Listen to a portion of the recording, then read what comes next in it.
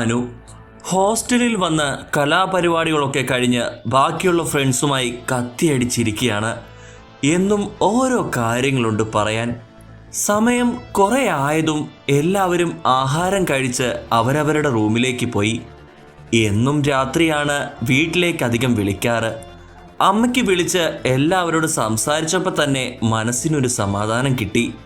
ദിയ അവളുടെ വീട്ടിലും വിളിക്കുന്നുണ്ട്. ഫോൺ വിളിയൊക്കെ കഴിഞ്ഞ് ഉറങ്ങാൻ കിടന്നതും എൻ്റെ ഫോൺ കാറിക്കൂവാൻ തുടങ്ങി. ആരാ ഈ നേരത്ത്? ഒന്ന് വേഗം എടുക്ക് ദിയ. സിത്തു ആണ്. എന്താണ് ഈ നേരത്ത്? ഉറങ്ങിയോടി? ചേറ്റെ, പാതിരാത്രി വിളിച്ചാണോടി ഉറങ്ങിയൊന്ന് ചോദിക്കണേ? അവളുടെ ചോദ്യം കേട്ടതും ആദ്യം തന്നെ ഞാനൊന്ന് ആട്ടി. എനിക്ക് ഉറക്കം വരുന്നില്ല, അതാ നിങ്ങൾക്ക് വിളിച്ചേ. ഓഹ്, ഉറക്കം വരുന്നില്ലല്ലേ? ഓനക്ക് പോയി വിളിയടി പോത്തെ. ബാക്കിയുള്ളവർക്ക് ഇവിടെ ഉറക്കം തലയ്ക്ക് മുകളിൽ ഉദിച്ചു നിൽക്കുമ്പോഴാ ഈ പെണ്ണിന് വട്ട. കോളും കട്ടാക്കി ലൈറ്റ് ഓഫാക്കി സിദ്ധുവിനെ പ്രാക്കി ഞങ്ങൾ കെട്ടിപ്പിടിച്ച് കിടന്നുറങ്ങി. സിത്തു ഉറക്കം വരാതെ തിരിഞ്ഞും മറിഞ്ഞും കിടന്നിട്ടും ഒന്നും ഒരു കാര്യമില്ലാത്തത് കൊണ്ടാണ് അനുവിന് വിളിച്ചത്. അപ്പോൾ ആ പരട്ട ആട്ടിപ്പായച്ചു. വീണ്ടും ഉരുണ്ടും മറിഞ്ഞും കിടന്നു. അപ്പോൾ അനു പറഞ്ഞത് ഓർമ്മ വന്നത്, ഉറക്കം വരുന്നില്ലെങ്കിൽ ഓനക്ക് വിളിയടീന്ന്. അതോർത്ത് ചിരിച്ചതും മനസ്സിൽ ഒരു രൂപം തെളിഞ്ഞു. അരുണിനെയും ആലോചിച്ച് എപ്പോഴോ നിദ്രാദേവി കടാക്ഷിച്ചു. അനു രാവിലത്തെ കലാപരിപാടികളൊക്കെ കഴിഞ്ഞ് ബ്രേക്ക്ഫാസ്റ്റ് കഴിച്ചു കഴിഞ്ഞ് ഞങ്ങൾ കോളേജിലേക്ക് വിട്ടു. കോളേജ് ഗേറ്റ് കടന്നതും കണ്ടു മരച്ചുവട്ടിൽ തങ്ങളെ വീക്ഷിക്കുന്ന സിത്തു, കിച്ചു, അരുൺ, സിദ്ധു. അവരെ കണ്ടതും ഞങ്ങൾ അവരുടെ അടുത്തേക്ക് പോയി. എല്ലാവരുമായി സംസാരിച്ച് നിന്നെങ്കിലും സിദ്ധുവേട്ടനെ മാത്രം എനിക്ക് ഫേസ് ചെയ്യാൻ പറ്റുന്നില്ല. എന്തോ ആ നോട്ടം ആകെ വെപ്രാളപ്പെടുത്തുന്നതാണ്. അപ്പോൾ നമുക്ക് ക്ലാസ്സിൽ പോകാം. ദിയ അതും പറഞ്ഞ് എണീറ്റതും ഞാനും സിദ്ധുവും ഒപ്പം എണീറ്റു. പോകാം. നിങ്ങൾ പോണില്ലേ? സിദ്ധു അവരോട് ചോദിച്ചപ്പോൾ അവർ കുറച്ച് കഴിഞ്ഞിട്ടേ പോണുള്ളൂ, ഞങ്ങളോട് പൊക്കോളാൻ പറഞ്ഞു. പിന്നെ അവിടെ നിൽക്കാതെ ഞങ്ങൾ പോന്നു. നടത്തുന്നതിനിടയിൽ തിരിഞ്ഞ് ആ മിഴികൾ ഒന്നുകൂടെ നോക്കാൻ എൻ്റെ മനസ്സ് എന്നോട് തന്നെ പറയും പോലെ. നോക്കരുതെന്ന് വിചാരിച്ചാലും അറിയാതെ തിരിഞ്ഞു നോക്കി. സിദ്ധുവേട്ടനും എന്നെ തന്നെ നോക്കി നിൽപ്പാണ്. അത് കണ്ടതും ഞാൻ വേഗം കണ്ണ് വെട്ടിച്ച് വേഗത്തിൽ നടന്നു. സിദ്ധു, അല്ല സിദ്ധു, ഞാൻ ഇന്നലെ ചോദിച്ചതിന് മറുപടി കിട്ടിയില്ല. എന്താണ് മോനെ ഇപ്പോഴും ദാ അനുവിനെ നോക്കിയിരിക്കുന്നു? വല്ല സ്പാർക്കും അടിച്ചാ? അരുൺ പറഞ്ഞതും ഞാൻ അവനൊന്ന് സൈറ്റ് അടിച്ചു കൊടുത്ത് ചിരിച്ചുകൊണ്ടിരുന്നു. പറയടാ സിദ്ധു. കിച്ചു അപ്പോഴേക്കും ഒന്ന് ആക്കിക്കൊണ്ട് പറഞ്ഞതും അരുൺ ഒരു സംശയ രൂപേണ ഞങ്ങളെ നോക്കി. എന്താടാ പറയാൻ കിച്ചു?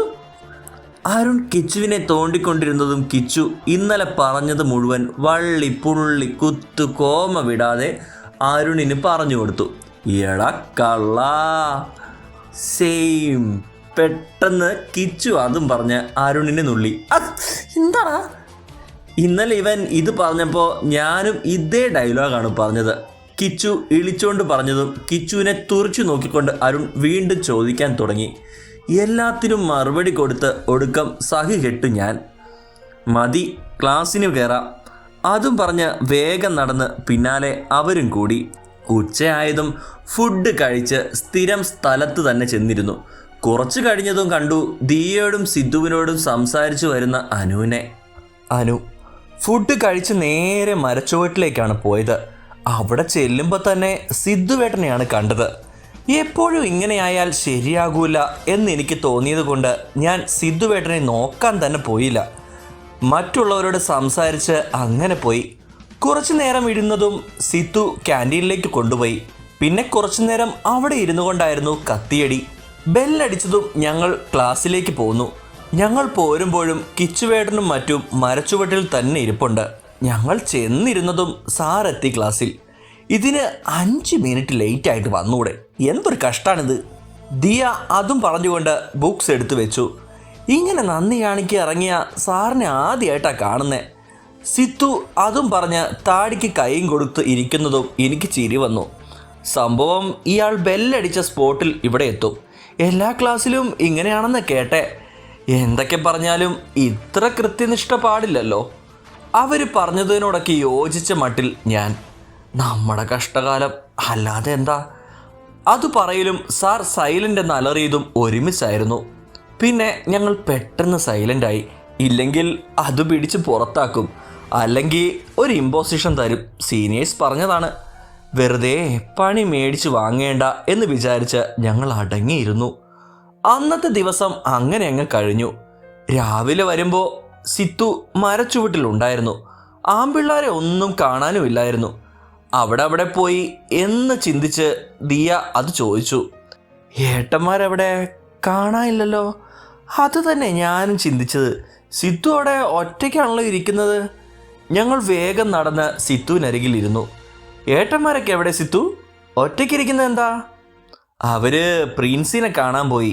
ഇവിടെ എത്തിയപ്പോൾ തന്നെ സാറ് വിളിപ്പിച്ചു. ആഹാ, ഞങ്ങൾ അവരെ കാണാഞ്ഞിട്ട് എന്തൊക്കെയോ കരുതി. ദിയ അതും പറഞ്ഞ് അവിടെ ഇരുന്നതും ബെല്ലടിച്ചതും ഒരുമിച്ചായി. അള്ളാ, നമ്മളിന്ന് ഒരുപാട് വൈകിയല്ലേ അനു? സാധാരണ ഞങ്ങൾ എത്തിയിട്ട് കുറച്ച് കഴിഞ്ഞിട്ടല്ലേ ബെല്ലടിക്കാറുള്ളത്. ഇന്നിപ്പോൾ രാവിലെ എണീക്കാനും കുറച്ച് വൈകി. അതുകൊണ്ട് പെട്ടെന്ന് തന്നെ ബെല്ലും അടിച്ചു. പറഞ്ഞ പോലെ ഇന്നെന്താ ഇത്രയും ലേറ്റായേ?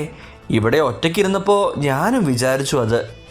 എൻ്റെ പൊന്നു സിത്തു, ദേ ഇവൾക്കൊരു പണിയുമില്ലാത്തത് കൊണ്ട് പാതിരാത്രി ഒറ്റയ്ക്ക് ജനലിനരികിൽ പോയിരിക്കും. അപ്പോൾ കുറച്ചു നേരം ഞാനും പോയിരുന്നു. അതുകൊണ്ടാ ഇന്നലെ നല്ലോണം ലേറ്റായി കിടന്നത്. ദിയ അതും പറഞ്ഞ് എന്നെ പല്ല് കടിച്ചു നോക്കിയതും ഞാൻ ഒന്ന് ഇളിച്ചു കൊടുത്തു. അതെന്തിനാനു, ഉറക്കമൊന്നും ഇല്ലേ നിനക്ക്? സിത്തു ചോദിച്ചപ്പോൾ ഇതൊക്കെ ഒരു രസമല്ലേ മോളെ എന്ന് പറഞ്ഞ് നടക്കാൻ തുടങ്ങി. പിന്നാലെ അവരും കൂടി. ഇന്ന് ഉച്ചവരെ ഏട്ടൻസിനെ കാണാനേ കിട്ടിയില്ല. പ്രിൻസി കാര്യമായി എന്തോ വർക്ക് കൊടുത്തിട്ടുണ്ടെന്ന് തോന്നുന്നു. എന്തോ മനസ്സിനൊരു വിങ്ങൽ പോലെ. പ്രിയപ്പെട്ടതെന്തോ കാണാൻ കഴിയാത്തതിൻ്റെ ദുഃഖം പോലെ. ക്ലാസ്സിലിരിക്കുമ്പോൾ മുഴുവൻ പല ചിന്തകൾ മനസ്സിൽ വന്നു പോയെങ്കിലും എല്ലാം പാടെ അവഗണിച്ചു കൊണ്ടിരുന്നു. ഉച്ചയ്ക്ക് ഏട്ടൻസിനെ കാണാൻ കഴിഞ്ഞില്ല. വല്ലാത്ത ഒരു വീർപ്പ് മുട്ടൽ അനുഭവപ്പെട്ടെങ്കിലും ഇങ്ങനെയുള്ള ചിന്തകളൊന്നും തനിക്ക് നല്ലതല്ല എന്ന് മനസ്സിനെ സ്വയം പഠിപ്പിച്ചു കൊണ്ടിരുന്നു. ലാസ്റ്റ് പീരീഡ് അക്കൗണ്ടൻസി ആയിരുന്നു. അതുമാത്രം ക്ലാസ്സിൽ എല്ലാവരും ശ്രദ്ധിച്ചു. ദിയ ആണെങ്കിൽ ഒരു അണുവിട തെറ്റാതെ സാറിനെയും നോക്കിയിരിക്കുകയാണ്. അൻവർ സാറാണ് അവൾക്ക് പറ്റിയത് കൊണ്ട് അവൾ ആ കലാപരിപാടി നല്ല വൃത്തിക്ക് ചെയ്യുന്നുണ്ട്. കുറച്ച് കഴിഞ്ഞതും ദിയ നോക്കുന്നത് സാറ് ശ്രദ്ധിക്കാൻ തുടങ്ങി. ദിയ അവളെ തട്ടി വിളിച്ചെങ്കിലും ഒരു റെസ്പോൺസ് പോലും ഇല്ലായിരുന്നു. അവസാനം ദേഷ്യം വന്നപ്പോൾ അവളുടെ കാലിലിട്ട് ഒരു ചവിട്ട് കൊടുത്തു. ചവിട്ടിയതും കുറച്ച് ഓവറായതുകൊണ്ട് ദിയയുടെ ശബ്ദം കുറച്ച് കൂടി. ദിയ സ്റ്റാൻഡപ്പ്. സാറ് ദിയനെ വിളിച്ചതും ഞാനും സിത്തുവും പരിങ്ങിപ്പോയി. ബുക്കിൽ നിന്ന് പിന്നെ കണ്ണെടുത്തില്ല. Yes sir. ഞെട്ടി എണീറ്റ് ദിയ പറഞ്ഞു. ഞാനിപ്പോൾ ക്ലാസ്സിൽ എന്താ എടുത്തത്? അത് ദിയ നഖം കടിച്ച് നാലുപുറം നോക്കി. ഞങ്ങളെല്ലാവരും ബുക്കിൽ പെറ്റിട്ട മാതിരി അതിൽ തന്നെ നോക്കിയിരിക്കുക. സാറ് ചോദ്യം ചോദിച്ചാൽ പിന്നെ എല്ലാവരും ബുക്കിൽ നിന്ന് തല പൊക്കൂലല്ലോ. താൻ എവിടെ വായി നോക്കിയിരിക്കുകയാണോ? ഞാൻ കുറേ ആയി ശ്രദ്ധിക്കുന്നു. താനൊക്കെ എന്തിനാ ഇങ്ങോട്ടേക്ക് വരുന്ന? വെറുതെ പറയിപ്പിക്കാനായിട്ട്. തൻ്റെ നോട്ടൊക്കെ ഫുള്ളാണോ? എവിടെ? മുഖം കണ്ടാൽ അറിയാം അതല്ലെന്ന്. നാളെ മോർണിംഗ് അക്കൗണ്ടൻസി നോട്ട് ഇന്നത്തെ വരെ ഫുള്ളാക്കിയിട്ട് നാളെ എന്നെ കാണിച്ചിട്ട് ക്ലാസ്സിൽ കയറിയാൽ മതി. പറഞ്ഞത് വല്ലതും കേട്ടോ താൻ? Yes sir. സിറ്റ്. ഇങ്ങേർക്കിത് എന്തിൻ്റെ കേടാ? ഞാൻ ഇയാളെ തന്നെ അല്ലേ നോക്കിയിരുന്നത്, എന്നിട്ട് വായ നോക്കിയിരിക്കുകയാണെന്ന്. ഇനി ഈ നോട്ട് എപ്പോൾ എഴുതി തീർക്കാനോ റബ്ബേ? ദിയ അതും പെറുപെറുത്തുകൊണ്ടിരിക്കുന്നതും ഞാനും സിത്തു മുഖത്തോട് മുഖം പൊട്ടി വന്ന ചിരി വാ പൊത്തിപ്പിടിച്ച് അടക്കി നിർത്തി.